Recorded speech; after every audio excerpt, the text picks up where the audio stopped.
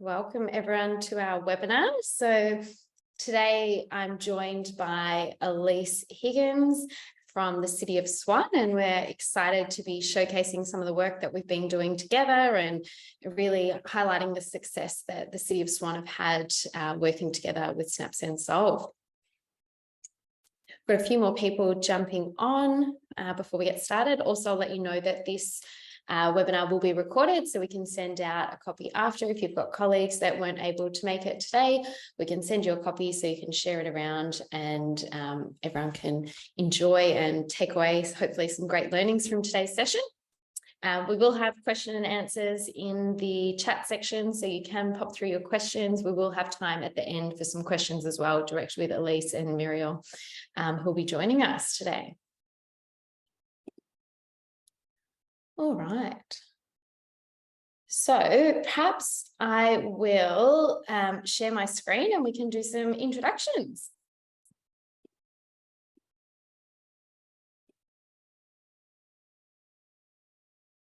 All righty. So today I'm joined by Elise Higgins, Manager of Customer Experience at City of Swan.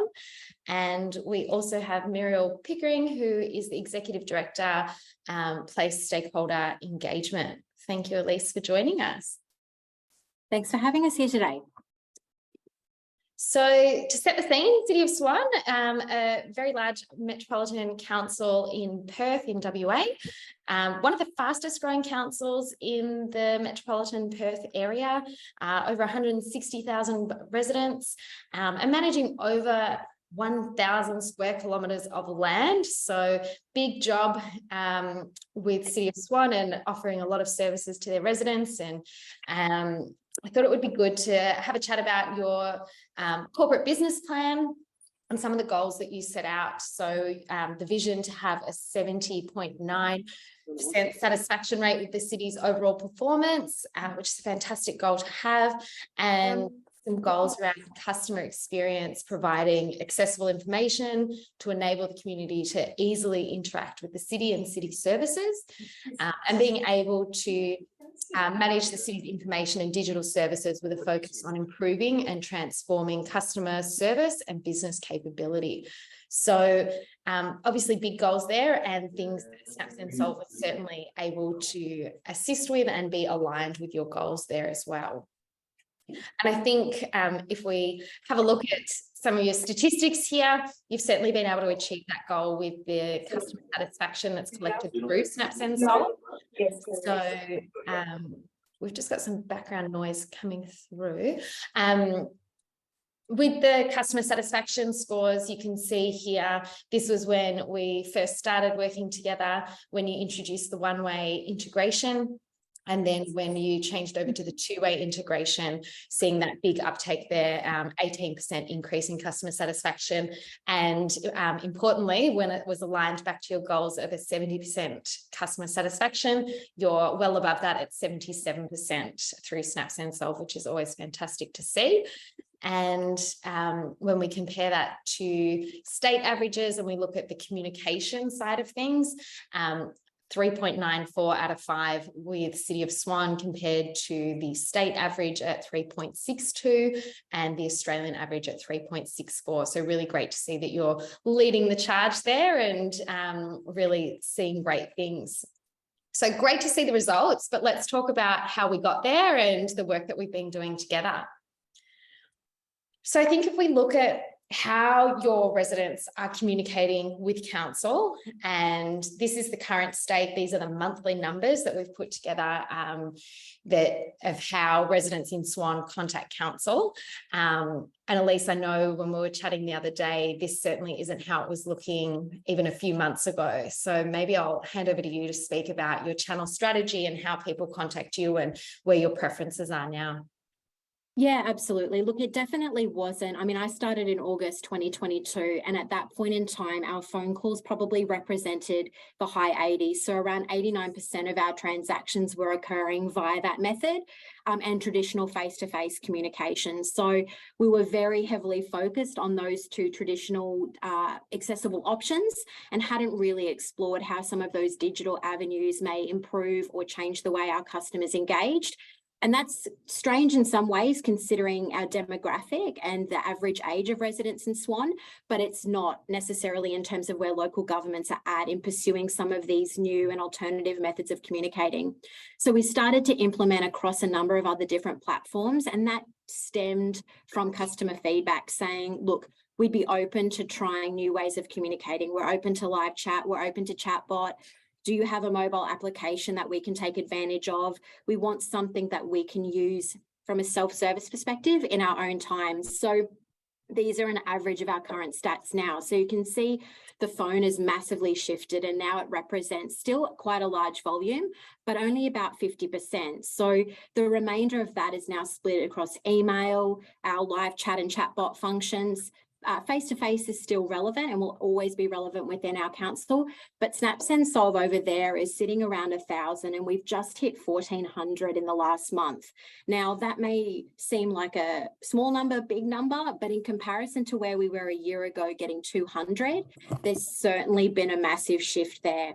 And that can also be attributed to something we'll talk about shortly in terms of the organic growth and when we really started to promote that channel. So wasn't necessarily somewhere that was a huge focus initially, but as we saw that transaction and how customers were getting better experiences that they wanted, not necessarily what we determined that they should have, we started to really push those channels as a better, more simplistic avenue for them to contact us.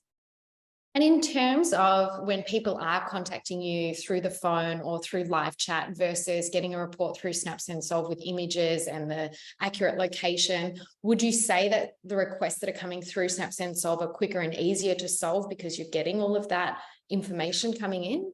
Yeah, absolutely. And look, we still love having those quality conversations on the phone, but we'd love for them to be about really technical, specialized advice so we can really get into the nuts and bolts of those queries, because that's effectively a lot of the communication that customers will need in that face-to-face and phone interaction. For something simple in respect of a work request, like a broken tree branch or an illegal car being parked, it's probably easier for the customer to navigate through those channels because they don't want to be spending time on the phone. They don't want to have to be transferred here. They don't want to have to document everything and email and send it through or come into front counter. So it provides them the ability to quickly self-service, but it means we can capture the information as it happens. Often what can occur if people are reporting later, they forget where it was, we don't have the indicative details, or there's a delay in us being able to action. So it can impact not only their experience coming in, but then the outcomes that we can deliver, which creates this kind of dissonance in expectation with the customer. Their assumption can be we've reported, it should be actioned, but the delay or missing information can actually impact the delivery, but also create more administration work and manual handling for officers. So when they come through the phone, if they do want to report, we've got messaging that just says, hey, if you want to do that quick and simply, we've got this app here. The same with email, the same with face-to-face. We're just presenting those other options, and it may not be for that instance, but certainly moving forward, we can see a shift when they understand or are aware that they start to move to that on occasion where they feel that that would be a more appropriate way to do so. So I think even if they're coming through those other methods, we're still advising them of the other opportunities they have because they may not necessarily know about it. But everything is still open, everything is still available, but we do note that platforms like Snap Send Solve just make it simpler for the customer and for us to be able to action things much more quickly than we would with a phone call or an email. Fantastic. And obviously you've mentioned that you've seen that drop off of the phone calls from that 80% moving down to 50%. And obviously that's not something that happens overnight. So I thought it would be good to look at how you've been able to control that shift and drive people and encourage them to explore other avenues to contact council. So what I've put here is a bit of a timeline that shows where your reporting volumes were when you started looking at the Snap Send Solve subscription, when you came on board in 2020 as customers of ours, then in 2021 when you went live with the one-way integration, and then in 2022 when you went live with the two-way integration, so pushing back those updates through the app, and marketing getting adopted. And maybe you can talk to us about that sort of journey and why you sort of took that staged approach to the marketing rollout. Yeah, I think it's really important, and particularly from our perspective, when we're talking about a shift in customer experience, there's two components to that. There's the internal shift and the culture around new technology, new processes, new platforms, and it's making sure that the organisation can travel along with that change. So it wasn't about putting in an absolutely great platform that we knew would work straight away, because we also know that that would create a sense of fear in terms of officers. It's going to be so easy, we'll get more requests. How are we going to fit that into our workload? What's that going to mean for us, our role? So it raises a lot of questions. From an external perspective, it's also shifting a way of communicating for customer. So we don't necessarily want to be phones, great, here now we've got this, and move them rapidly into another channel. What this allowed us to do was organically grow that base, be able to be flexible and agile in how we rolled it out, and allowed us to mitigate any risks around change management or customer feedback in parallel with each other. So it gave us an opportunity to understand how people were using it, what benefits they got out of it organically, people just navigating to that option, and then progressively over time allowing us to actually promote proactively the use of that app. As we started to gain more technology, we gained a momentum, we had really clear processes internally about how it would work. We had good risk mitigation strategies if we knew we were going to get an influx. So for example, one weekend we would get 145 reports from the one person. So organically allowing us to navigate this allowed us to look at certain experiences and situations and make sure the organisation was prepared when we decided to really push and proactively go out to the community and say that it was available. Also gave the community a lot of confidence that the minute they started using it, they saw the successes straight away. The last thing we wanted was to promote this really great platform, but not be ready internally to manage the change or to manage the way that customers were going to interact, because effectively we didn't have the data to suggest whether or not it would be successful. So you could probably kind of highlight those initial years as a proof of concept for how it was going to work. And as you can see, you know, from 200 to 1,400 a month now, those shifts are happening and continuing to increase. So we have not seen a dip. It is continuing to progressively become more and more popular, not only externally to our community, but internally with our council. It's well used by various members of the community, irrespective of whether they're internal or external. Elise, you mentioned there about single snappers sending a lot of reports, and I think every council has some challenges with members of the community that can be serial contactors, whether that's through Snap Send Solve or through your own web forms or phone calls that, you know, have that mentality of wanting to contact and maybe unrealistic expectations. How have you handled that in terms of interacting with the community? Yeah, for us, I think it's about putting a really positive spin on the fact that we've got people in our community that are just really keen to let us know about what's not happening the way that they expect. Why is this, you know, what are these faults? What are the service requests? What is this that we need to know? And we're treating it as you're our eyes and ears out there. We may not know everything that's going on.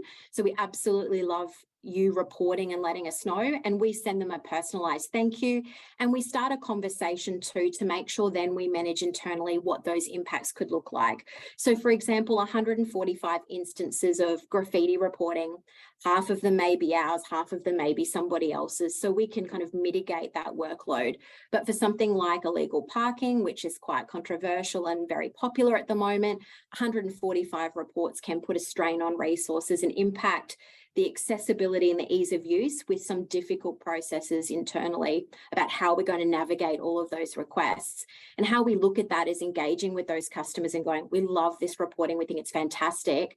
From all of your reports, we've heat mapped this location and we can see there's a core issue here. So we've actually arranged now a one parking patrol a week that's going to look at that area to make sure you've got consistent service delivery and that we can action as many as possible. So really working with them then to temper expectations, but also ensure that they're not getting the impression that we don't want them, but that we're going to need to manage that volume in a way that's productive for them and for the community. And so we've had really great responses from customers who are going, oh, we just thought you would think that we were annoying you.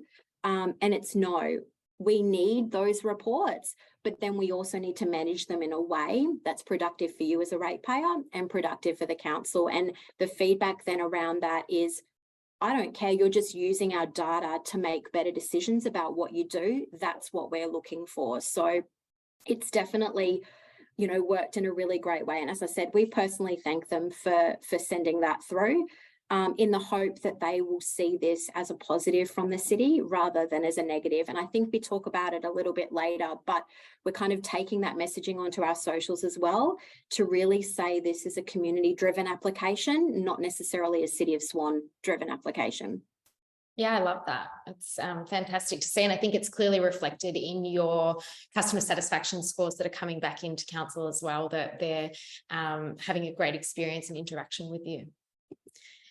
I think might be a good opportunity now to break out and talk more about that integration, which certainly helps you prepare for more reports and helps you streamline the process. So I thought I'd put up a quick poll here while I share my screen and go through and send a report live. But I'd love to see how many people have used the SnapSend Solve app. So I'll just stop sharing and I will share a different window.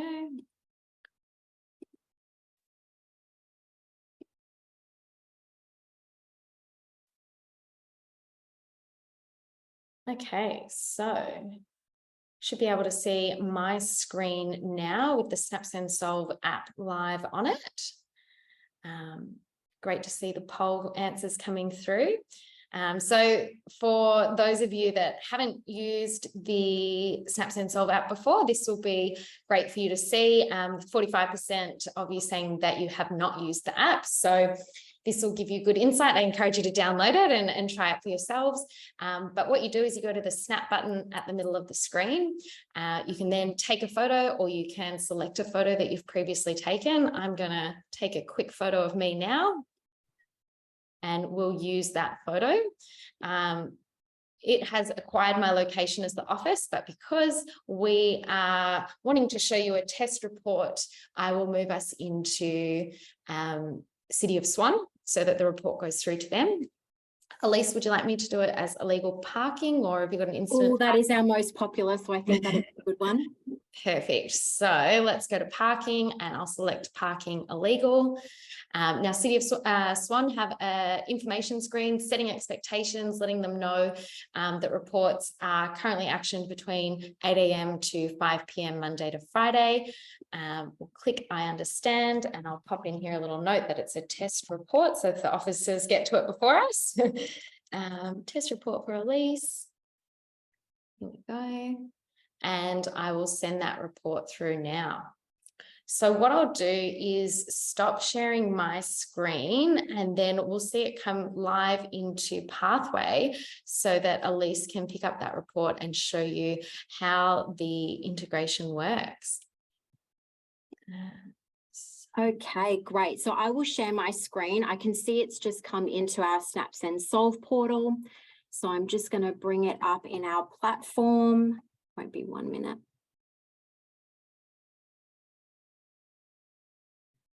I'll just share my screen. I'm hoping everyone can see that at the moment. Yep, that's come up. So what you should be able to see is that's your report right there at the top. So the general inquiry, community safety, and as you can see your details down here. So we'll click into that and have a bit of a look how it comes through. Okay, so as you can see, we can see the system date that it's been entered and received. We can obviously see that it's come from a mobile.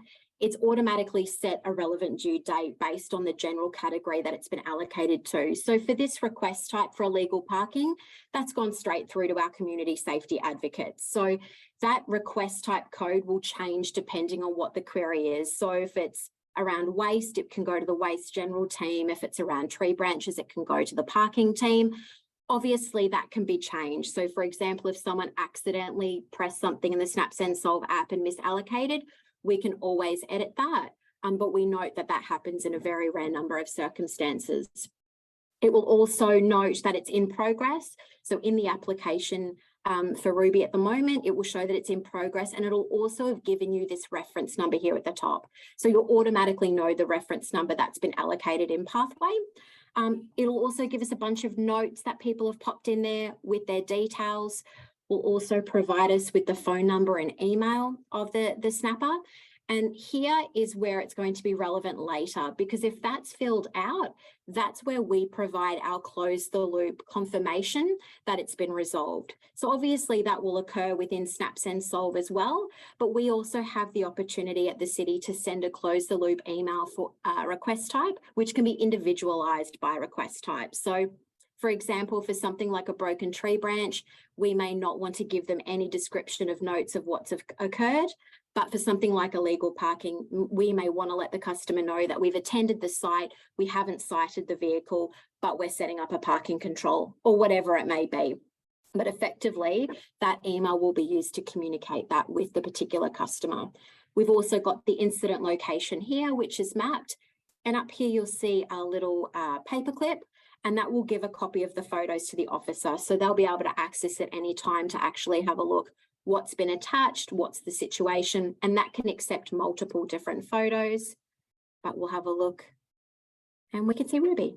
I think that might have popped up in a different window, so it didn't show on the recording, but that's okay. We get the point. I saw a photo of you.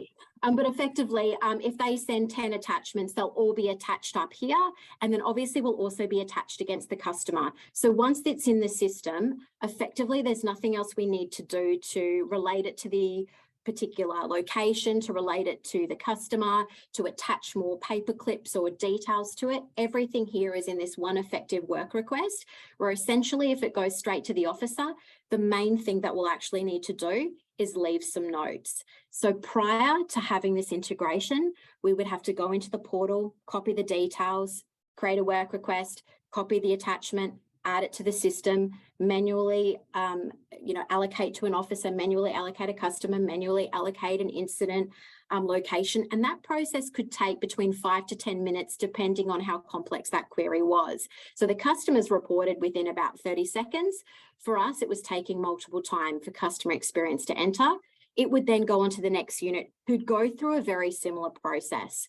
Now, once they receive it, other than obviously actioning the request, it's probably about 40 seconds to leave some notes and close it out. So from an administration perspective, what was costing us about $100,000 a year in staff time to be able to action, which kind of defeated the purpose of such a great app and such a speed of delivery and getting the information, to now something that costs about 60 cents for us to get in the system and action.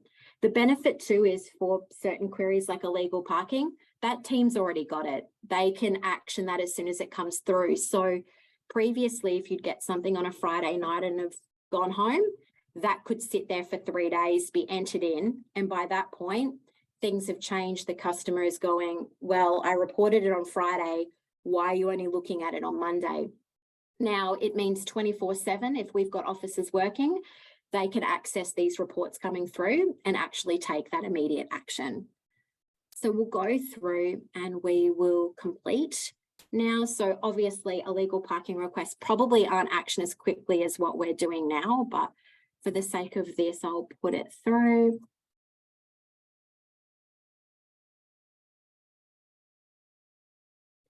And I'm just going to leave test notes in the notes. So here is where you can provide as much detail as possible to the customer.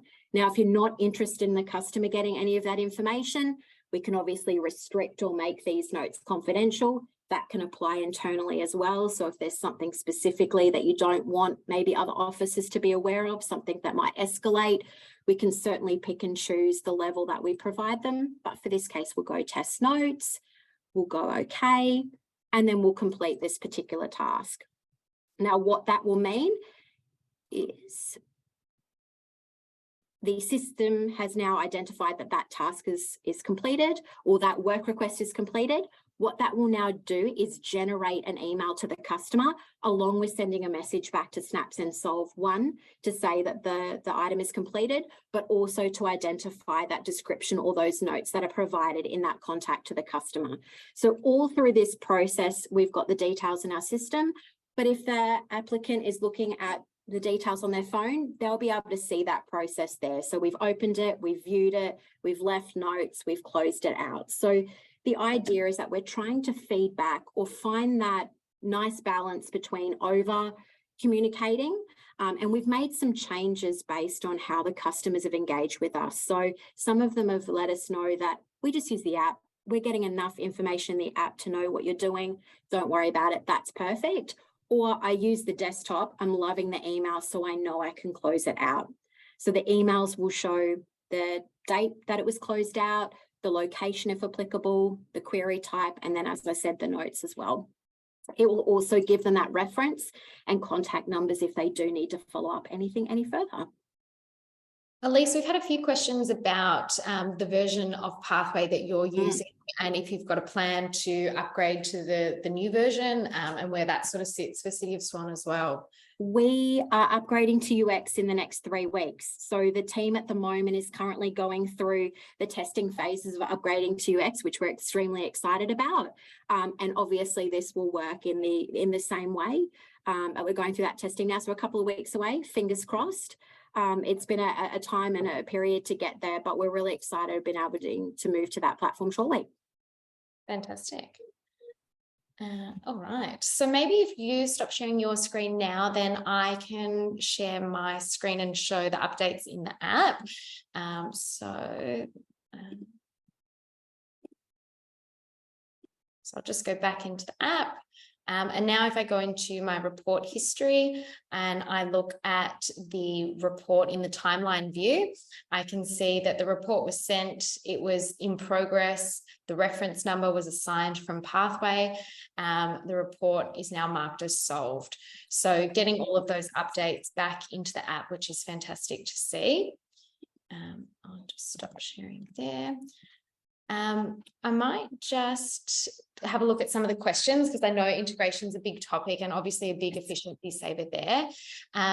Megan's asked with the integration as you started as a one-way and then moved into the two-way, questions around would it have been best to start with two-way from the start? And I think probably the answer is from our side is that when Snaps and Sol first started working with Swan, we had one-way integration available. And once the two-way was available, that's when City of Swan took that up. So I think that, would you agree, Elise? Yeah, and I mean, look, we, in terms of us moving from one-way to two-way, it was also part of managing that cultural change internally.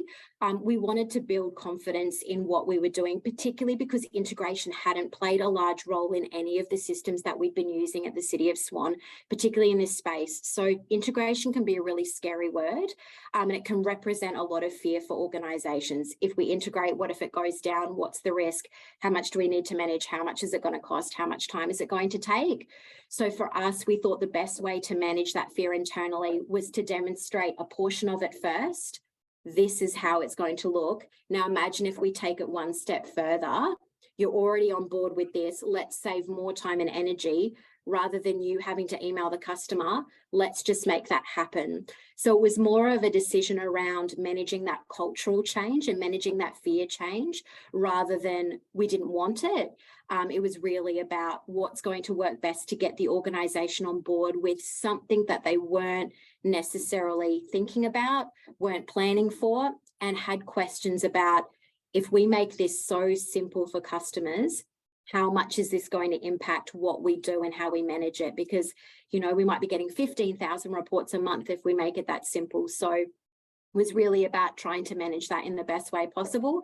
And what they've noted now, and as you could see with some of the timeline changes with QR codes being implemented, once they saw the benefit of it, it went tenfold. Everybody wanted it. We wanted QR codes here. Can we have it here? So the delay, in a sense, actually delivered us better outcomes because more people were invested in it and more people were confident in what it could deliver.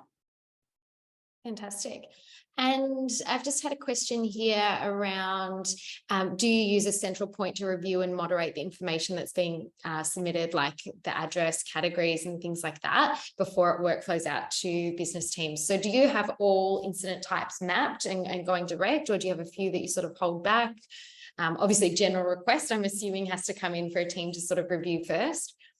Yeah, so depending on what the unit needs will depend on how we, how we allocate. So, for example, community safety, they want theirs straight away. There's a sense of urgency for illegal parking, for, a dead animal, for a lost dog or whatever it may be. There are other units, like, for example, waste and a replacement bin that go, we need to validate that they're entitled to a bin before we process that. So customer experience, as our team, have visibility over every single Snap Send Solve that's issued, but we know that action may only be required on certain ones. And for us, it's simply a validation of, have they used their Verge collections? No, entitled to another one. Or has this happened? So again, we're not talking about what would be an extensive process in the past. We're talking about an extra 40 seconds to do that quick check. But in terms of the volume coming in and what needs to be checked, realistically, we're looking at about 5 to 10% of queries, because the confidence in how we've spent time building up and educating the community on how to use it, how we want to use it internally, has limited those risks around, is that a relevant photo? Is that a relevant location? And we work really closely with Snap Send Solve for some of our areas which do have some dead spots and have created, you're on the border of a council. Is it mine? Is it yours? We've worked with you guys really well to resolve any of those issues that have come up. And we're talking about, one a year where someone might not be able to. So yeah, certainly from our perspective, still central oversight, still central review, and all part of our quality assessment.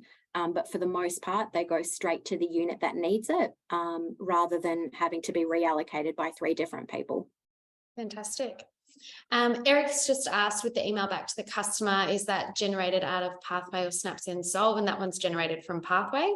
Correct. So there's 2 options. We generate out of Pathway just so, from our respect, that report or that record can go back against the customer's profile, but we can also generate out of Snap Send Solve. So for example, if Pathway happened to go down, we're uploading rates, we've got the same template in Snap Send Solve that we can use with Snap Send Solve branding to send to the customer, and it automatically pulls across those details, that the reference number, the date, and those details as well. So we choose Pathway for the majority of cases for record keeping, but we do also have a backup. And the reason we have a backup is because we just want to make sure that the customer is always getting those details that they need.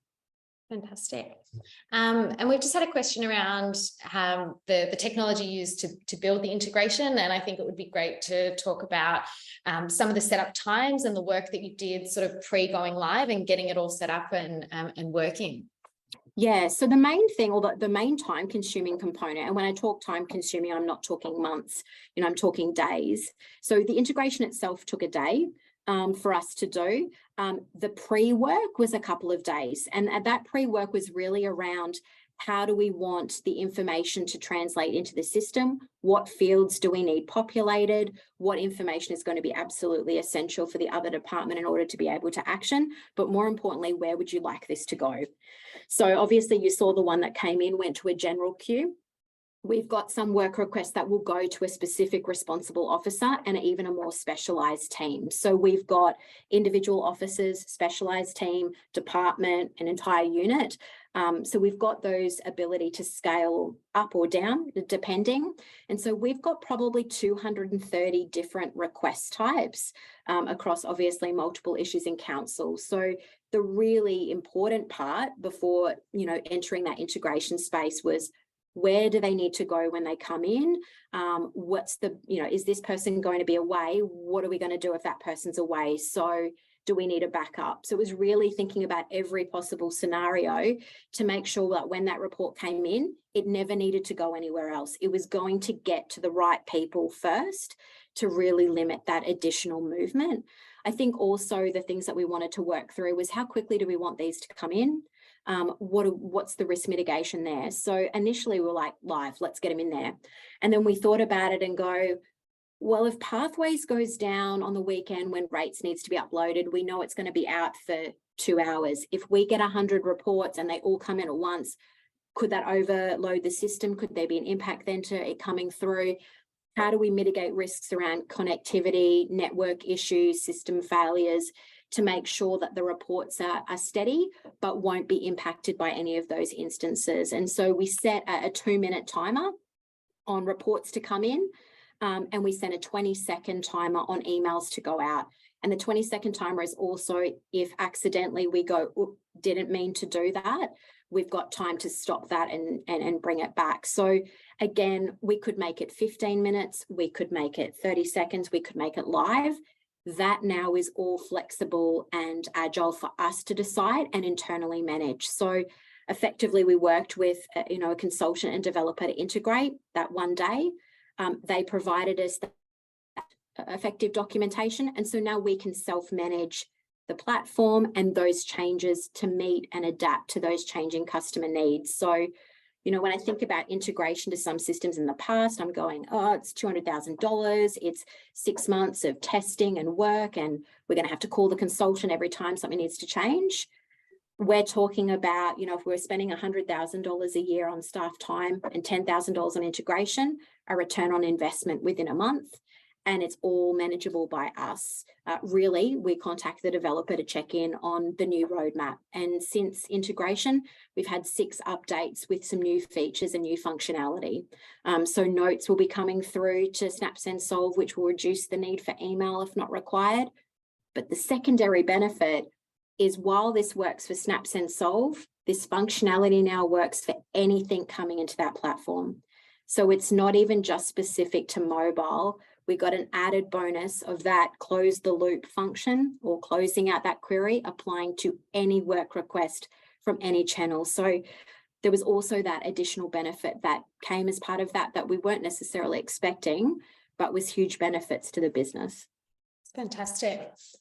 Nice to see it consistent across all channels as well, and that if someone is requesting the hard rubbish collection, then it's at the same response that they get, and it's a nice consistent approach. Right, it's trying to centralize, and I think that was one of our key goals, was any customer contact or query should be coming to a centralized point, not necessarily because we have to see or know everything, but that we can provide better reporting to the business around what's actually happening. But customers don't see a differentiation between the avenues that they choose. So they know that irrespective of their avenue, they're still wanted, it's still important, the experience will be the same from our end. They can just pick and choose what that looks like. Fantastic. Excuse me. We've just had a question asking, do we provide updates to the request or just the closure email? Do you want to speak to what? Yes. So yeah, absolutely. So we do have the opportunity to provide updates to the request, particularly within the time frame that we've allocated. So obviously I've closed that one out really quickly. It didn't need an extension. We've got other categories in pathway. If it's in progress, we can move to another category to provide an update to the customer. So an interim holding email that we've got set up. So initially when we started with this integration, we had we've received a report, we've viewed it, we'd opened it. We removed that just simply because the app does that really, really well. What we've then moved to now is an in-progress update. So effectively it's set to be resolved in the next 2 days. We need more time, or we've done an initial investigation. We do, this is what we found out. This is what needs to happen. So that will then occur for those that are nearing the deadline that we've set, or that we know would be relevant for the customer in terms of their experience. What we're trying to avoid is them having to follow us up. So obviously they'll get the request and those details to contact, but we'd much prefer that we proactively engage if we think there's going to be delay on that closure, rather than them coming to us. So we set them up. They can be automated from the system depending on the category that we choose, the same way that it would be automated when I click complete. So again, can change via query type. The content can change. For example, you could add more information from the report into it. So particularly with multiple reporters, some of the feedback that we had was, we've done 20. We've got all these great emails, it's closed. What relates to what I've forgotten? And so certainly we can go, well, this was about the tree branch on Midland Street, or this was about this here. So we've also got emails that provide more context and some that provide less. And that's been based on a mixture of customer feedback in terms of what they need or what we're sensing they need from their interactions with us, but also what we know might be relevant to them being able to, you know, go, yep, that's fine, that's done, I don't need to follow that up. And to be fair, we get very few follow-ups from the customers these days around their queries, as we're quite open and transparent about what that's going to look like once we receive that report. That's fantastic. It probably leads into a question that's been asked by Jessica around how often you have to follow up with the customer for more information on reports. Do you have sort of a gut feel for that and if that's happening? To be honest, really rarely. In the past, a lot. You know, before we had that integration, before we actually knew exactly what we were mapping to, we probably had to follow up more often than not. And it wasn't necessarily because the customer was missing details, but it was that because everyone was actioning it with probably limited experience around the platform, they didn't know where to look for something or couldn't find something, and the information may have been there. And so now it's probably 1 in 100 that we would have to go, great, we've got this. The pins dropped over here. Did you move when you did that? Could you let us know? Because it looks like it might be here. We just want to validate. So very rarely that we'd need to go back to the customer now and check in. But if we needed to do so, we've got their details to call, to email, or send through the Snap Send Solve app. Perfect. Just had a couple of questions asking about the consultant that did the integration. So that was Rowan Lopez, who used to work at Pathway, now runs a consulting business and can set up those Pathway Snap Send Solve integrations. If anyone wants Rowan's contact details, you might already be in contact with him, or we can certainly pass on those contact details as well. What I might do now is share my screen and we'll talk about some of the marketing and promotional activities that you've done. So let me just pop this back into present mode.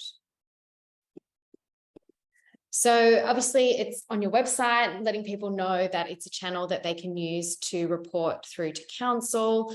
Social media, we've seen quite a lot of posts from City of Swan, which is great to see. And you can see on these posts, you know, huge engagement levels, 243 likes, 162 comments, 50 shares. So obviously it's something that your community is really responding to. I'd love for you to share some of the comments and some of the sentiment that you're sort of hearing from the community, and whether there was any hesitation from teams or council in general before you started posting, and what those fears or concerns might have been and how you overcome them to get to the point now where you're posting quite regularly and having that community engagement. Yeah, I think where we kind of tried to take the avenue is certainly posting some things on social that you know that you're opening yourself up to a lot of commentary, and often people aren't willing necessarily to share the great things. It's more the negativity that comes in social. So there was obviously, and there's always obviously a concern around, oh, if we post it, what's that going to look like? And what I worked with our comms team on was really shifting the narrative around what we were posting. So rather than a story where City of Swan has cleaned up this verge and it looks like this, it was a huge thank you to Troy and Midland who reported this. And so we'll engage with the customer and say, are you comfortable with this? We'd love to share what you've done. Or thanks to the community in Bennett Springs who have reported this. So it was more about thanking the community and feeding back into that community component than us having actually actioned that, because the reality is it was the customers who let us know that that was a particular issue. So we really wanted the narrative to be, thank you for reporting. This is what helps keep our city clean and safe. So that before and after has become a regular occurrence on our Facebook page. So we pick a bunch of before and afters and we share those stories with the community. And, you know, 85% of that feedback is really, really positive. People are really excited about the app. It's so easy. They believe they're getting quicker responses. Which is all the things that we want to hear. And in terms of that small piece of negativity, it's really around, I'd love more information about this situation that I've reported, or can you give me an update on this? So there's no negativity around the app and what it can achieve. It's, oh, I'd love an update on something. So certainly it's been great for us, particularly as a team, to read that feedback and make required changes and updates to how we do things based on that, because certainly we probably wouldn't have received that if we hadn't really publicly tried to put that out there. But it's also meant that people who may not have been using it would start to use it. And if you look at when we post and reports coming in, there is always a really great uplift after seeing something like that. So we could draw some parallels between this positive Facebook post and then getting some really positive reports back from our customers who go, actually, I want to use that, or that makes that easier for me to report that particular issue. I think the fact too that they've got their more control over viewing what's happening and when means that it eases the pressure on us, but also makes them feel more empowered as a community member, that they don't need to be following up everything. We're going to take care of that for them. Yeah, I think that's really important, empowering your residents, and it's really building trust with your community, you know, showing the reports of the before state, and then, you know, really proving that you do care with, here's the after photo, we want your reports and we are actioning them. And I think it really builds a really nice trust with your community, which has been great to see. And I think it's being open to that too. I mean, there might be some fear around posting, oh, look at what it looked like before. Does that make us look in a bad light? But it's actually going, yeah, these things happen, and we as a community need to work together to resolve. I mean, you saw how sparse what we have to monitor and service is. So we do rely on the community, and I think this is partly giving them the message that we want them to be involved in that community. We want that two-way conversation. And in part, we rely on them to let us know what's going on, because if we don't know, we can't always necessarily resolve or fix it. Yeah, fantastic. Councillor engagement. We've seen on social media that you've got your councillors getting on board with Snaps and Solve, which is fantastic. This particular councillor's ran an hour of power and had some great success with lots of reports coming through. Got together with 6 community members, with the councillor as well, and over the hour they sent 122 reports. Now obviously not all of them were to City of Swan. There's trolleys going back to retailers, graffiti on other assets, but we love to see it. Keen to hear how this was sort of adopted by councillors, training sessions, what sort of things you had to do to get it started. Yeah, look, I actually think this is a really great example of the support across the business and support across the organisation. You know, obviously in circumstances where it's driven by a business unit or a pocket of the business, it may not necessarily get that embedding or transactional benefit that you're looking for, or that traction that you need in order for it to be successful. And I think the fact that we as an organisation absolutely love using it. Internally, we respond and use Snaps and Solve for our own facilities management. The fact that our exec team are super supportive, our CEO supportive, but the fact also that our council is demonstrating a level of confidence in the technology and the platforms and the processes that we're implementing gives that level of credence to the community that this is a top-down approach, not only organisationally, but our council is also on board with what we're doing and how we're trying to make things easier. And I think that gives a level of confidence, particularly to that customer subset that really like to escalate to council. They don't necessarily like to follow those internal channels. They like to get it to council straight away. And these are for simple service requests that could occur through the app. What's really great is councillors not necessarily pushing back, but educating the customer on that right avenue and promoting this as a function to be able to use. So not only is it keeping them in that strategic space and away from that operational component, but it's also educating our customers and also benefiting us internally. So I think this is a really great example of, you know, how everyone has got on board, and the councillors have done training sessions. We've taught them how to use the app. We've set up a separate little platform for them to manage their queries. So they've got their own special reporting categories as well. So we've given them a little bit of VIP treatment so they could really become confident in what it could offer. And they're very keen on the reporting from a strategic perspective about what needs to be considered. So we want to see heat maps of problem issues and areas holistically, not just, you know, that street or this person. We want to look holistically at our council and go, where are some of the problem issues and areas that we can use to make better decisions? So I think it's been really great. Fantastic. And then as our partnership together evolved, we launched some QR codes on your facilities and council buildings. Obviously, it's had some great feedback from the community using it. A nice little verbatim comment there from one of the snappers saying that it was a super fast way of reporting. And I'll just jump across to this slide. Now, this is a live QR code. So everyone in the audience, you're welcome to scan your screens on that QR code and go through the reporting experience on your own devices. But I do ask that you don't send the report because it will come into Elisa's system. But you can see the app clip pop up on a Apple device, or if you're going on an Android device, then it goes through the light web experience, so you don't have to have the app already downloaded. So it removes that barrier from reporting, makes it really quick and easy for the community member. Behind the QR code, you'll note that it pops up with the correct venue that you're at, and the location details are all stored behind. So we're not asking the community member to confirm their location. There's no room for human error there. It's all preset, and then they select the relevant incident types. So Elise, since rolling it out, how's the feedback been from your teams and the community? And maybe talk a bit about why you chose to do it on some of those venues.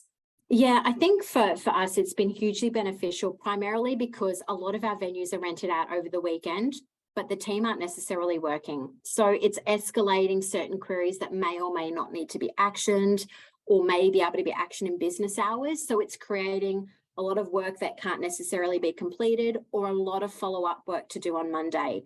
What it also means is there's all these different ways that people have been reporting issues with a particular building. So there's no centralized way to go, is this an ongoing maintenance error? So we need to consider our maintenance schedules. Is this a contractor error where we need to consider our conversation? So there was no way for us to really understand where the issues were stemming from and how we might be able to proactively address them. What this has been able to do is give really great oversight for the business, A, getting queries in straight away for the team to action, but two, give us really good oversight on the buildings and what issues are occurring at the buildings, so we can better manage our maintenance schedules, our budget, and all of those components depending on what people are reporting. It also gives people who are using those facilities a level of confidence, because they're still getting an update, they've got a reference, and if they did need to follow up for any reason, we've also provided them that contact number to get in touch as well, just in case it's an emergency. So the people that are regular users of the facilities were like, why has this not been here before? This makes it so much easier than trying to call. We're in the middle of a birthday party. We want to let you know it's not urgent, but we've got to, let's just do it this way. So certainly the feedback from our regular users has been really, really positive. And as we start to see more people through, I honestly think that they'll feel the same way, because the benefit to them and the benefit internally, particularly around that reporting, is great for the business. Because if everyone can see the little code or the little numbers and letters underneath, that's specific to every building. So we've got 100 of these around all of our buildings. So yeah, really just gives us an insight into things that we may not necessarily have been able to do before, which again, when we go back to our community objectives, part of what we want to do is be transparent and accountable and make really data-driven decisions. And all of this reporting in a centralized way gives us that data to do so.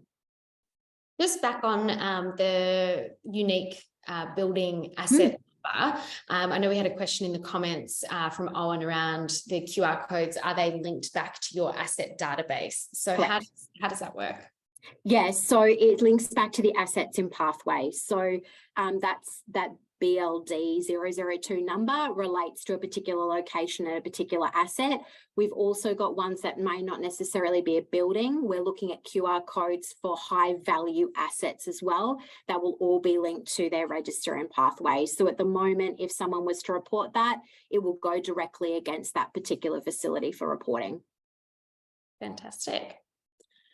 So we've reached the end of our presentation. I know that we've got some questions that have come through. So perhaps we'll just sort of run through there. We've got a question around how many different request types do you have available in SnapSend Solve? So the default list of incident types that SnapSend Solve sets up for councils is usually around 44, 45 different incident types.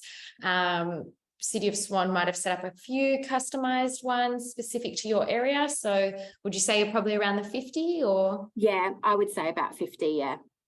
Fantastic. The extra ones are primarily our councillor support ones.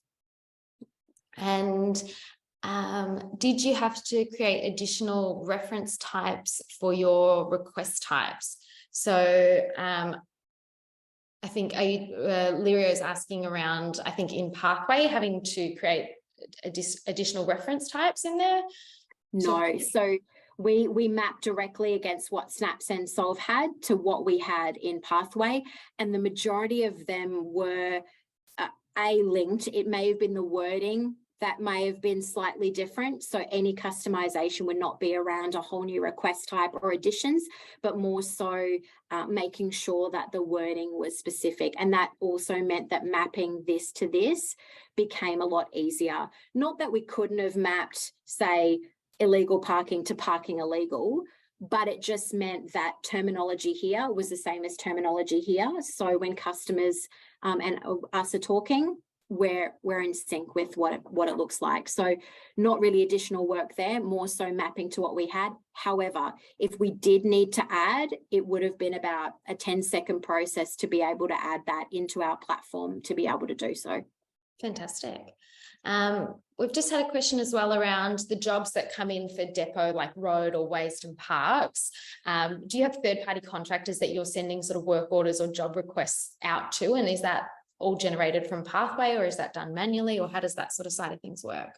Yeah, so we get everything come into Pathway. It all goes to our internal team, and then they will allocate externally if required. A lot of the external contracting work would not be associated with a lot of the requests that we come through for Pathway. So all of the Pathway requests now that we get from Snap Send Solve are going directly to our internal staff to be managed there directly. We've also had another question around some of the inquiries that come in being less Snap Send Solve related, and whether you get ones coming in around asking for a payment plan for rates or a copy of a rates notice. Do you find that you get any of that? So, I mean, I know it's not an incident type in Snap Send Solve, but are people putting that under general requests, trying to communicate with you through the app for those types of things? Look, on a very, very, very rare occasion, we may get someone that's like, this is just really easy, I'm going to send it through. But I couldn't think off the top of my head the last time I'd seen anything like that. And I think that's primarily because reasons customers may use that opportunity is if they don't feel like they're getting responses or have a different avenue to be able to communicate. So, you know, we've got live chat, chatbot, you know, Snap Send Solve, front counter. There are so many ways for them to communicate. If they do that, I'd be questioning what other of my avenues has broken down for them to have to use this particular app, because obviously we would still action it, but we're primarily focusing on use of this app with service work requests, which relate to someone needing to take an action as an external party. So, you know, tree collection or illegal parking, not necessarily administrative functions that customer experience could manage ourselves. Yeah. We've had another question around duplicate requests. So if someone's sending in a request of a tree branch that's down, and then, you know, a couple of days or hours later, someone else sends that in, and how you sort of handle those sorts of queries. Yeah, so when we go to send it through the Snap Send Solve, we can get an alert of others that have been flagged with that same category in that same area. In those circumstances, we'd let the customer know that another report has already been created and is progress. We notify that their complaint has been formally lodged. And then we'll close those two out together and interlink those particular reports with each other. So the process previously was, oh, duplicate, I'll close that out. So this customer goes, done. This customer goes, are you kidding me? It's not done. And so what we decided to do was, with that prompt, we can see how many, and we can let people know that there's multiple reports and that we're absolutely actioning, and we'll provide an update when it's fully complete. They'll all get that same message. We're also working on an integration with the website now to live track. So if someone wanted to report, they could already see if an issue they were reporting has already been reported through that live tracker, and that will bring in any Snap Send Solve requests or any other pathways requests through other channels and populate to the website that, you know, that tree branch there has been reported. They can absolutely still report, but they'll note that it's already been reported by somebody else, and they can check here for live updates about the status of that request. Fantastic.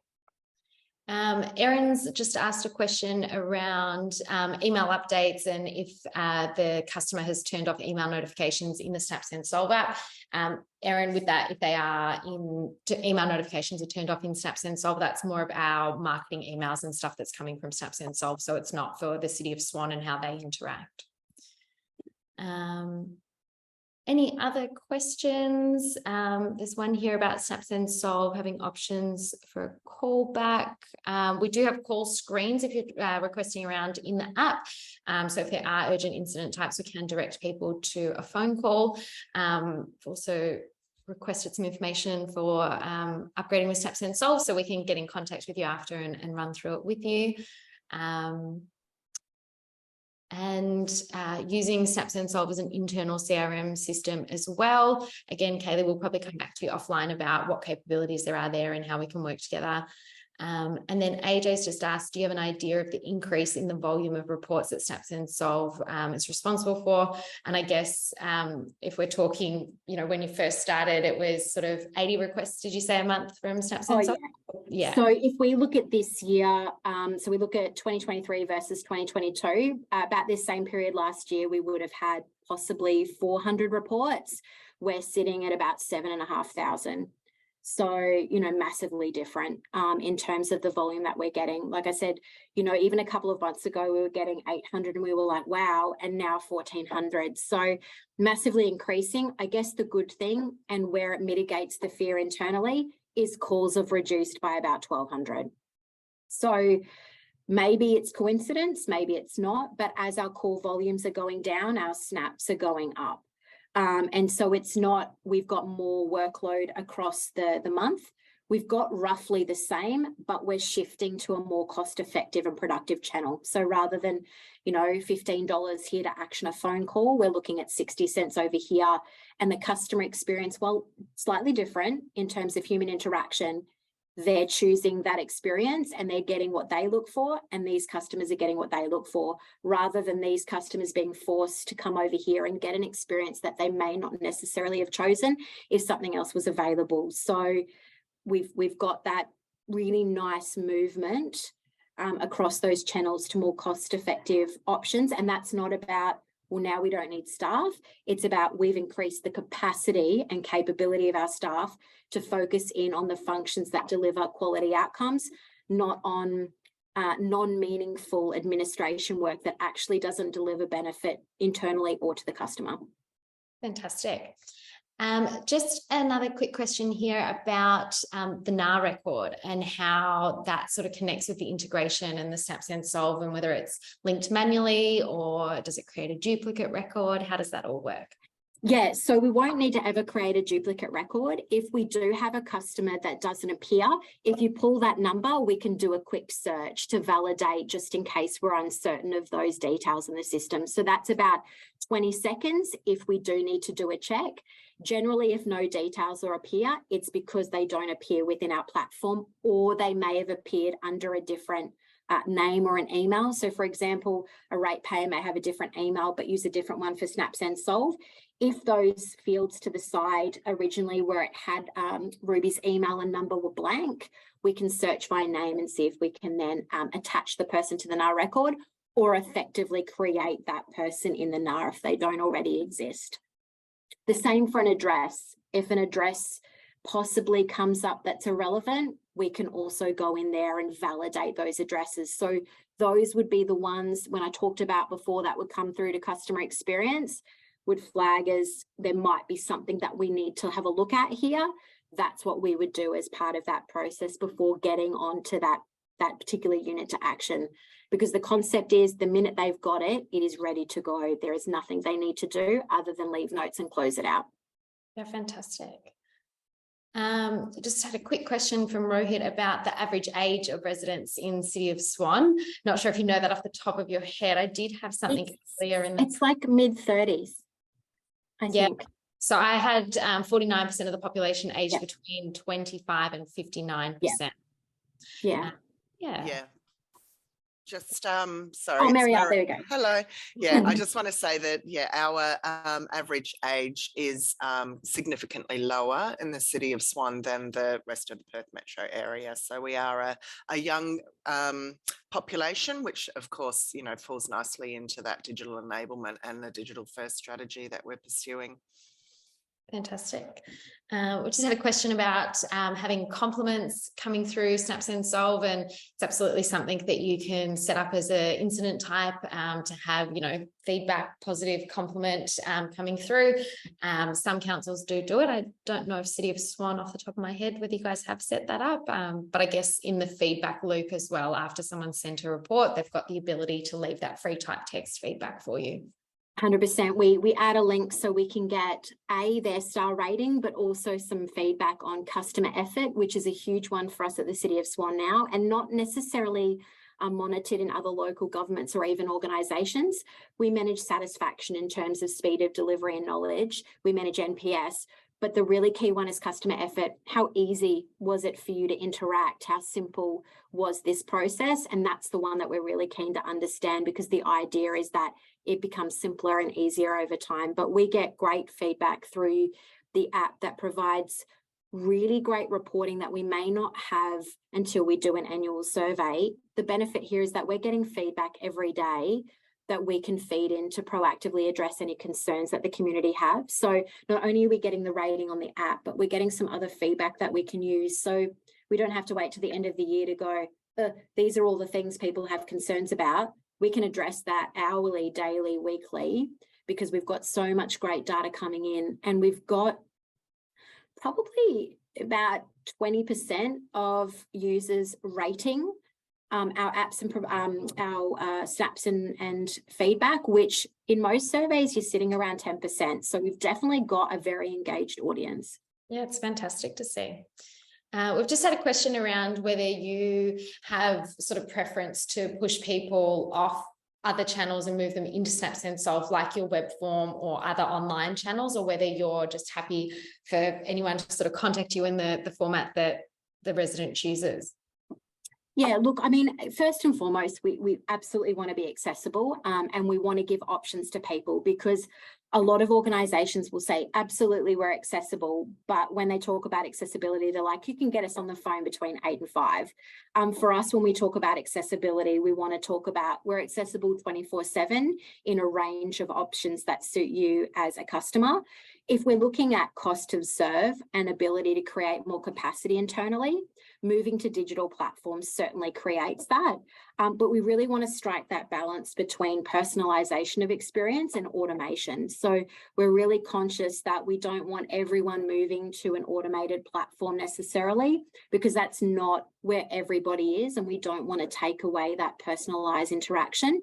But certainly when we're talking about interactions with customers where they're going, we don't want to wait, why can't this be easier? They're the type of customers we want to navigate to these platforms, because then that builds their trust and that creates a better expectation in terms of delivery. I think the thing with customers is they go, we pay our rates, I expect you to answer my query immediately. And that's not always possible unless we have, 100 people on the phone, and that's going to cost a lot of money. Do you really want that? And they're like, well, no, I just want it to happen. And so some of these other digital channels give that appearance and give that perception of that sense of urgency and immediacy that may not always be easy with FTE and budget, but still provide that really great experience. So it's kind of working with those pockets of the community and navigating their needs and tailor making that experience dependent upon that. And we've done a lot of work with our neighbourhoods to go, this neighbourhood here in Swan Valley do not really respond to the app. That's not their area of interest. So let's focus in on promoting this for them. But Dayton love it. They want it. So let's push to that community. So yeah, look, we will advertise it and we will promote it. And as it continues to increase, we absolutely love it. But whether that will become the primary method of communication in 10 years' time, I don't know, maybe. Probably ChatGPT or something like that in the future. But as long as we've got options available that meet everybody's needs, I think that's what we're really focusing on. That's fantastic. I think we have, we're sort of approaching the end of the webinar and end of the questions that have come through from everyone, which has been great to see. I've just got one last question for you, Elise. And is there a message or anything that you would say to councils that might be, on the fence about whether they should promote and push Snap Send Solve to their community? What your advice to them would be?